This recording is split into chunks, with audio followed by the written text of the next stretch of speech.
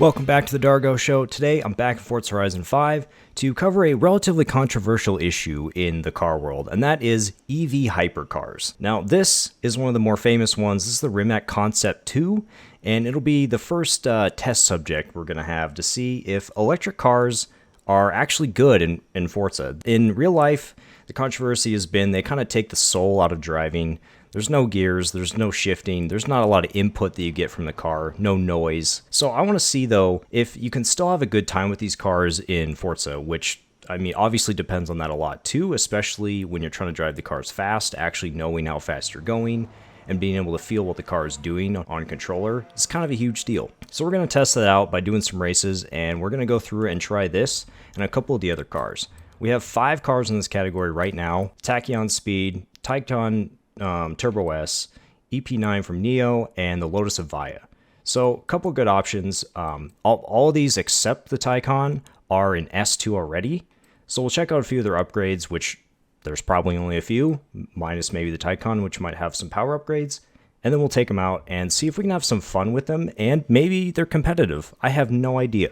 But to start off, just give you guys an idea of like how crazy these things can be to launch. 0 to 60 on this. 4-wheel wheel spin all the way up to like 85 miles an hour. In the second gear, we are already 150, 180, 90, 200 miles an hour. That is insane how fast we're going. And it handles pretty good already. Jeez, we're cooking. So I think these could be pretty solid, especially this. This thing is nuts. We're doing 261 miles an hour. No problem at all going around the corner. I think these might be pretty entertaining. Oh my god. Alright, flying EVs. Nice. Okay. Well, let's go see some customizations, and then we'll go on a race. So, here is the upgrade list for this car. Obviously, it's missing a couple things. For example, engines. No engine swaps, none of that. Essentially, you just have platform and handling, drivetrain, which is also very limited, tires and rims, and aero and appearance. That's it on these cars. At least the high-performance ones. Not the Tesla. The Tycoon Turbo S does have power upgrades, but it's the only one. So if we hop into here, we don't even have brake upgrades on this car. It's literally just suspensions, so we can drop it down to race suspension, put on roll bars, lighten it up somehow by, wow, okay, quite a bit. Almost 800 pounds. That'll be worth it. You toss a cage in here, up the handling a little bit. As far as drivetrain, I mean, they're electric motors. You can't do a whole lot. Apparently, it has a diff in it, but it already has a race diff, supposedly, so for a race car, don't need to worry about anything there. Widen the tires up a little bit. Maybe toss some different wheels on, because these are interesting looking wheels. Yeah, those look good enough. Save a little weight. Widen out the stance a bit. Looks good. And we'll put on the aero, just to see how it does. Wow, that puts us in X class? Okay, so what do we got? Nearly 1,900 horsepower, 1,700 foot-pounds of torque, just under 3,600 pounds with almost a perfect weight distribution. So, theoretically, this thing is gonna be quick if it can get enough downforce. I think that'll be the big thing. Here we go on the first race. We got pro-level drivers, which are just below unbeatable. Unbeatable is a nightmare experience. So let's see how this thing does after putting a little bit of a tune on it. Wow, it's a lot of wheel spin. Don't hit me, AI. Okay, we are flying already. Nearly 200 miles an hour already. Wow, this thing is quick. How's the grip? Oh, grip's great. Brakes? How are the brakes? Pretty solid, and you don't even need to shift it. Like, I can just leave it in second gear, and it flies at any RPM, any speed. Whoa. Oh, don't hit the car. Okay, hit the car. Look at this cornering. Oh, man. It definitely out accelerates its handling / braking a little bit, though. Oh, man, we're almost 200 miles an hour again. Jesus. This thing is wild. The pace that it can set is really, really brutal. It's hard to, like, talk about it and drive it effectively at the same time. Look at it go. This is nuts. It's really weird because I just don't know where I'm at speed-wise. I have to keep looking at the speedometer just to give me an idea because I'm going so fast and there is zero noise. I'm getting a little bit of vibration in the controller, but that's it to tell me what's going on. Man, this is a weird experience. Luckily, it does make a little bit of engine whine, so I kind of know-ish. Oh, we're cooking. This thing is nuts. Look at how good it handles. Uh-oh. I spoke too soon. No, I didn't. I saved it. Oh, brakes. Oh, boy. No. Oh, we're in the wall. Accelerates so fast, though, that, like, I don't even have a chance. Don't hit the beetle. Oh, that was close. Man, this is insane. This thing grips so well out of corners. 1,500 pounds of downforce is quite a bit. And then we get to this straight. We're going up a pretty steep hill and still accelerating hard. Man. Brake heavy into this corner. Oh, no, Yep, so that's kind of the issue with this car. No idea how fast I'm going at any point. I was probably doing like 240 right there. And across the line, still won. Against pro level. That's pretty... This thing is crazy. If you actually learned how to drive this car, it would be pretty solid in X-Class, I think. I mean, so that's the Rimac. The Rimac is sick. This is actually a really fun car to drive in X-Class. Obviously, with X-Class, you're not going to be doing a ton of these races, especially in online. But I think this thing is definitely worth a go. You were able to get this in the festival playlist, actually, last week, apparently.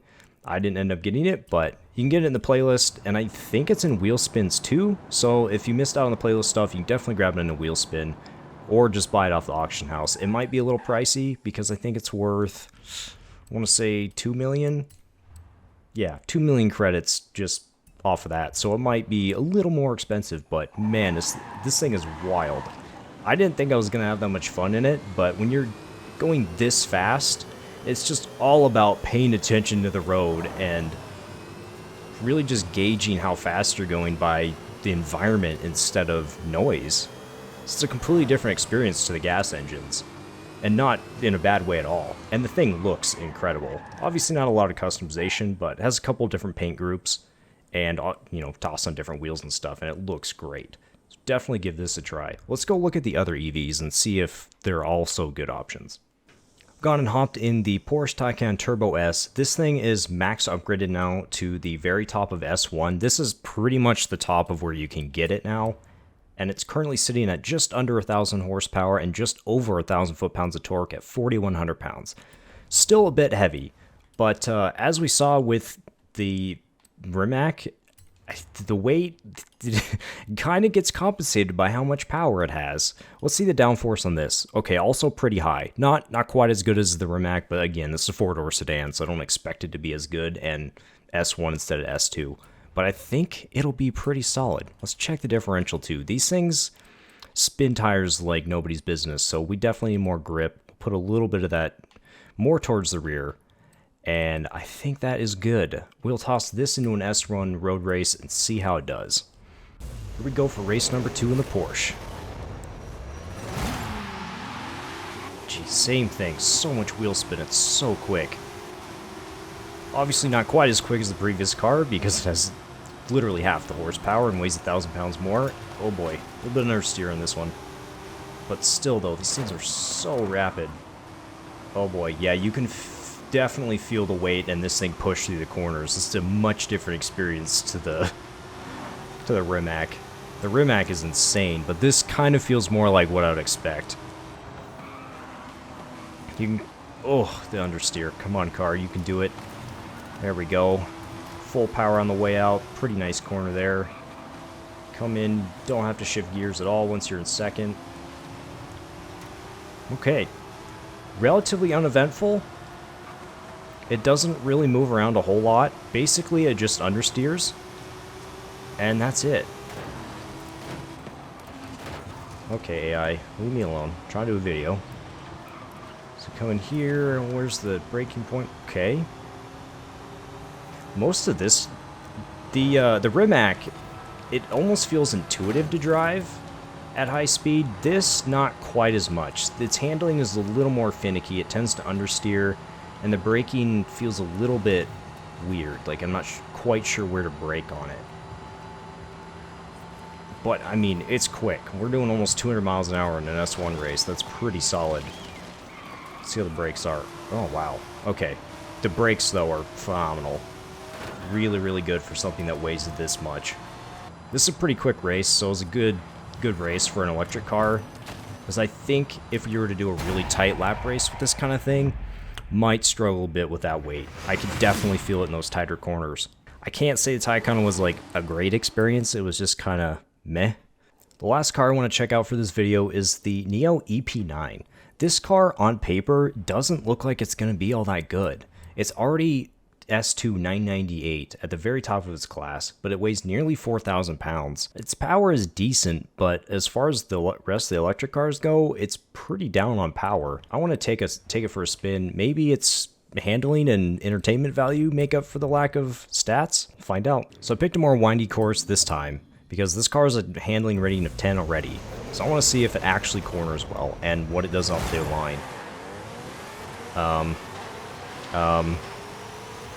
What is this? This is terrible. Why is it so slow? I mean, once it gets moving, it's okay.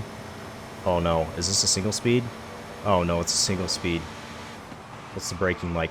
Wow, okay. Braking is insanely good.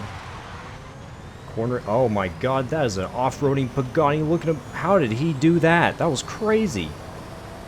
Okay, back to this car. The brakes, super strong. The brakes are way better than the acceleration. I'm just getting gapped by all these other cars. The Pagani is actually insane. Was that a Pagani? Maybe. Anyways, back to the handling. Car handles great. I mean, I'm taking this almost flat out there. Okay, now we're entering the city. Let's see how this thing does in the city environment. Okay, this McLaren won't kill me. Sheesh. Into this. Okay, not bad, not bad. Oh no, oh no. The braking zones. The city is really... Oh, this thing's acceleration.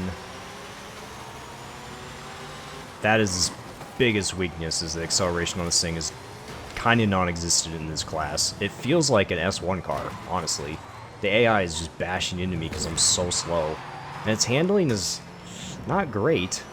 It's pretty drifty, honestly. Might be able to make these things into decent drift cars if you shift around the power and stuff. Especially on those ones with a ton of torque, like the Tachyon. That might be an insane drift car. Because you can put drift tires on them. This thing has a really cool wing, though. I just wish it was a little more effective at low speed. It doesn't really do anything until you're above like 120, 130, and now it's a grip monster. Look at this. Full on power. No problem at all there. I can probably take these full speed. Yep, if I don't hit that car. Nice. But, we're gonna take that full speed? Jeez, this is where we're gaining on the AI quick. So this car does one thing well. Once you get above 120 miles an hour, and just full throttle it through corners like that, it's pretty good. Other than that, kind of terrible. The acceleration, you're just going to get ruined off the line every time, which for an electric car doesn't make any sense. So, I don't think I'll recommend this one, but it looks good. And one more thing to round off this review, just to show you guys something that's... This Tachyon, this thing looks insane. It's such a wild looking car that I have to show it off a little bit. And it does have a special engine, that DC engine. As you can see, way lower redline than the other cars. And it kind of struggles off the line, but again, like the EP9, once it gets moving, this thing is really rapid. And it's also one speed. So, it's a little limited on top speed, but not nearly as much. I mean, 240 miles an hour is super quick. And this thing's party trick? Look at this interior.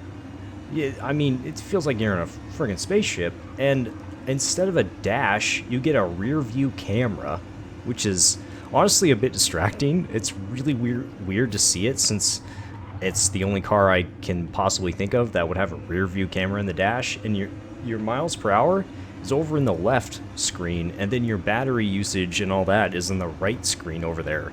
This thing is so weird, but is super sick. It definitely looks like a Batmobile in all black going down the road, and it's got active aero on it too, as you can see. So, pretty awesome looking car. And it's a tandem seater. Sit front back. That's wild. Did we answer the question? I think so. Are electric cars good in this game? And some are, some aren't. Kind of like gas engines. Some of them are really cool looking, but just not that much fun to drive. And some are like legitimately entertaining cars. I would probably recommend the Rimac. I think that's the best one in the game, as far as being a competitive and actually very entertaining car to drive. As you guys saw, that thing, one, is really fast, it gets kind of squirrely, so you could probably make it into a pretty fun either track car or drift car, and they look great. So even though it doesn't have a ton of customization, they are fun. So if you guys enjoy this content, please make sure you leave me a like, and if you want to see more things like this going into the different car types, definitely let me know, because I like doing these style of videos, kind of testing out various things to see if they're actually good in this game. So stay tuned for that content, and I'll see you in the next one.